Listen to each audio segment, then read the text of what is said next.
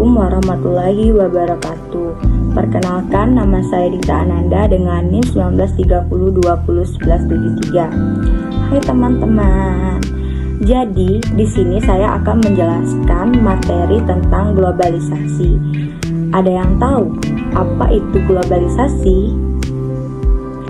Globalisasi adalah suatu proses di mana setiap orang dapat mengikuti dan mengetahui perkembangan dunia melalui radio, majalah, televisi, komputer, internet, bahkan telepon seluler seperti handphone yang sekarang kita pakai saat ini. Globalisasi dalam kehidupan masyarakat itu ada 3 jenis. Yang pertama yaitu televisi dan satelit komunikasi. Yang kedua yaitu telepon, dan yang ketiga yaitu internet. Assalamualaikum warahmatullahi wabarakatuh. Saya Nabil Oktarina, NIM 1930201188, akan melanjutkan menyampaikan tentang dampak globalisasi dalam kehidupan masyarakat. Nah, yang dimaksud dengan dampak globalisasi dalam kehidupan masyarakat ini adalah perubahan perilaku masyarakat. Globalisasi telah membawa pengaruh yang luas, terutama perubahan perilaku masyarakat dalam berbagai hal, misalnya gaya hidup, perjalanan atau transportasi, komunikasi, makanan, pakaian, nilai-nilai, dan tradisi. Nah, dampak globalisasi ini dapat berupa dampak positif dan dampak negatif. Berikut dampak positif. Dampak positif globalisasi membawa dampak positif dan negatif. Dampak positif dari arus globalisasi antara lain: 1. Memperkaya unsur kebudayaan sebagai dampak dari derasnya arus informasi dan komunikasi telah membuat makin globalnya nilai-nilai budaya. Nilai-nilai budaya yang ada di tiap-tiap negara dinikmati oleh negara-negara lain di dunia, sehingga dapat memperkaya unsur-unsur kebudayaan kita. 2. Meningkatkan ilmu pengetahuan dan teknologi. Adanya globalisasi, maka negara yang sudah maju dapat terlihat oleh negara lain. Nah, dampak negatifnya yaitu dampak negatif dari arus globalisasi antara lain: 1. Lunturnya nilai-nilai dan tradisi lama. 2. Mempengaruhi tingkah laku yang cenderung negatif seperti demo, tawuran antar pelajar, perampokan, dan sebagainya. 3. Mempengaruhi gaya hidup menjadi bergaya hidup mewah. Dan 4. Semangat belajar anak-anak menurun, sebab mereka cenderung melihat TV dengan berbagai acara yang menarik. Selain dampak itu, ada juga sikap kita terhadap globalisasi. Globalisasi bisa berdampak positif dan bisa juga berdampak negatif. Yang seperti saya jelaskan tadi, kita harus pandai atau arif menyikapinya. Kita harus pandai memilih atau memilah informasi termasuk film-film dari luar. Atau memilah informasi termasuk film-film dari luar. Informasi atau film dari luar yang baik atau positif kita ambil, sedangkan informasi atau film yang tidak sesuai dengan pribadi kebangsaan kita, yang negatif kita buang.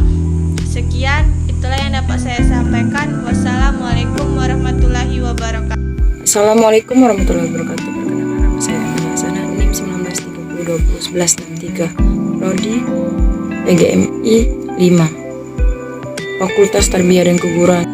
Baiklah, di sini saya akan menjelaskan poin ketiga, yaitu tentang peranan Indonesia dalam globalisasi, yaitu Indonesia di era global dapat berperan baik di bidang ekonomi, sosial, budaya, maupun bidang politik dan keamanan serta lingkungan hidup. Yang pertama, kegiatan produksi Indonesia juga telah lama melakukan kerjasama di sektor produksi.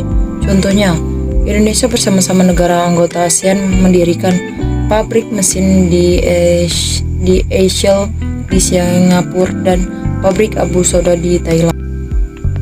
Yang C, kegiatan investasi. Indonesia telah memberi izin kepada perusahaan asing untuk melakukan usaha di Indonesia.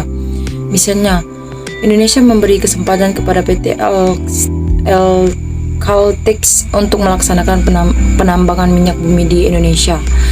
Di sisi lain, Indonesia juga melakukan investasi di negara lain. Misalnya, PT Pertamina telah melakukan penambangan minyak bumi di Arab Saudi dan Kuwait. Yang kedua, bidang sosial di era global. Peran Indonesia di bidang sosial telah melakukan beberapa kegiatan antara lain pendidikan dan kesehatan. Contohnya, Indonesia sering melakukan pertukaran pelajaran dan mahasiswa dengan negara lain. Banyak para pelajar dan mahasiswa Indonesia yang belajar ke luar negeri, seperti Belanda, Amerika Serikat, Jerman, Jepang, dan Australia. Sebaliknya, banyak pelajar dan mahasiswa luar negeri yang belajar di Indonesia. Yang ketiga, bidang budaya. Indonesia memiliki banyak ragam budaya seperti rumah adat, tarian daerah, upacara tradisional, dan sebagainya. Budaya merupakan salah satu kekayaan negara. Yang keempat, bidang politik dan keamanan. Di samping di bidang-bidang seperti tersebut di atas, di era global Indonesia juga bisa berperan di bidang politik dan keamanan. Hubungan politik Indonesia dengan negara-negara lain sangat erat. Hal ini dibuktikan dengan saling menempatkan duta besar di setiap negara. Misalnya, Indonesia menempatkan duta besarnya ke Australia. Demikian Australia menempatkan duta besarnya di Indonesia. Dengan adanya hubungan diplomatik juga terwujudnya kegiatan lain. Sejak Indonesia menjadi anggota PBB, Indonesia ikut aktif mengirim bantuan pasukan keamanan di bawah bendera PBB. Pasukan Indonesia yang dikirim untuk misi perdamaian ini terkenal dengan sebutan pasukan Garuda. Contohnya, Indonesia mengirim pasukan Garuda 12 ke Kamboja. 5. Bidang lingkungan hidup. Indonesia memiliki hutan yang luas. Kawasan hutan Indonesia ditetapkan sebagai paru-paru dunia. Namun, setiap tahun luas hutan di Indonesia selalu berkurang. Hal ini dikarenakan adanya penebangan liar dan pembakaran hutan. Indonesia mendapatkan kritik dan protes dari negara-negara lain dan organisasi internasional. Oleh karena itu, pemerintah melalui aparatnya akan menangkap dan mengusut tuntas para penebang liar dan pembakaran tersebut. Selain itu, pemerintah bersama masyarakat juga mulai melakukan penanaman kembali atau rebionisasi hutan yang gundul.